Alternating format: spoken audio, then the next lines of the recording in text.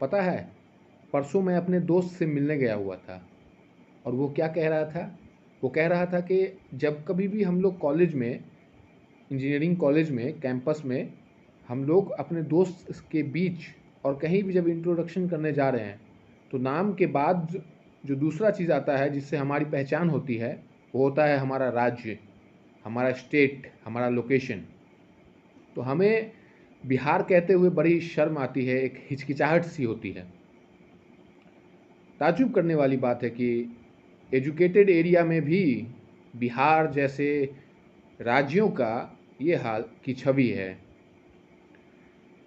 जब मैं गौर करता हूँ तो इस पे जहाँ तक मुझे लगता है कि इसमें बहुत बहुत बड़े स्तर पे हाथ समाज सुधारकों और समाज में सामाजिक छवि रखने वाले लोगों का है, नेताओं का है।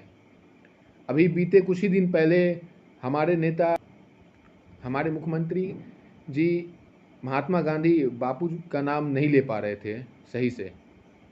यह केवल यह नहीं दर्शाता कि एक गलती है। एक मुख्यमंत्री की के द्वारा इस तरीके का रवैया, जो भाषा पे नियंत्रण नहीं होना, यह दर्शाता है कि हमारे समाज का जो हमारा नेतृत्व करता है वो ही इस तरीके का है तो समाज कैसा होगा। तो उसको देख करके समाज की एक छवि बनाना शायद गलत भी नहीं है। हमारे लिए यह बात शर्म की होनी चाहिए कि हमारा नेता इस तरीके का बात करते हैं, लेकिन हम शर्म के बजाय इस बात पर गौरव महसूस करते हैं। बाहर जाने पर बिहारियों को गाली पड़ता है, क्यों? क्योंकि हमारी सोच में ही दिक्कत है। हमारी एक माइंडसेट बन गई है कि जो हमारा नेता होगा वो शर्ट के ऊपर से गंदी गंजी पहने हुए होगा, कमीज़ पहने हुए होगा, तो वो ग्राउंड का नेता हुआ, ज़मीनी नेता है। हमारा नेता भाषा का ज्ञान नहीं रखता है तो ज़मीनी नेता है। हमारा नेता, हम लोग आपस में जब बैठते हैं, चर्चा करते हैं, तो हम लोग कहते हैं कि भाई मजबूत नेता नहीं है। तो मजबूत नेता कैसा होता है? वो कहता है कि पढ़ा लिखा नेता मजबूत नेता नहीं है, जीतेगा थोड़े ही। तो मजबूत नेता वो लोग उनको मानते हैं जो बालू माफिया है, जो गुंडा है, क्रिमिनल है। तो इस तरीके के नेताओं को चुनना, यही हमारी सोच को दर्शाता है कि हमारा समाज क्या है।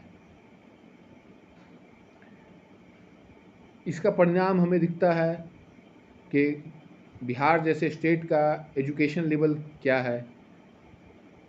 एक तरफ स्कूल में खिचड़ी बंटती है, दूसरी तरफ डिग्री बंटता है कॉलेज में।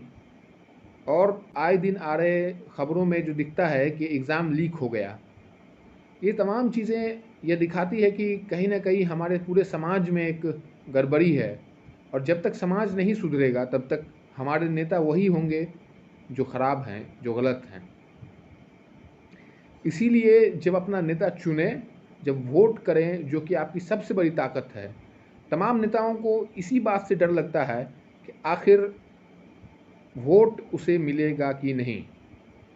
नेताओं को धरना प्रदर्शन, विरोध, पुतला जलाने का कोई डर नहीं है। सारी ज़िंदगी आप करते रहिएगा, नेताओं को उससे कोई फ़र्क नहीं पड़ेगा। नेताओं को केवल एक चीज़ से फ़र्क पड़ता है और वो है वोट। इसलिए अपने वोट की ताकत को समझिए और एक समझदार, पढ़े लिखे और मुद्दे पर बात करने वाले नेताओं को चुनिए। तभी हमारा पूरा समाज आगे बढ़ेगा। धन्यवाद।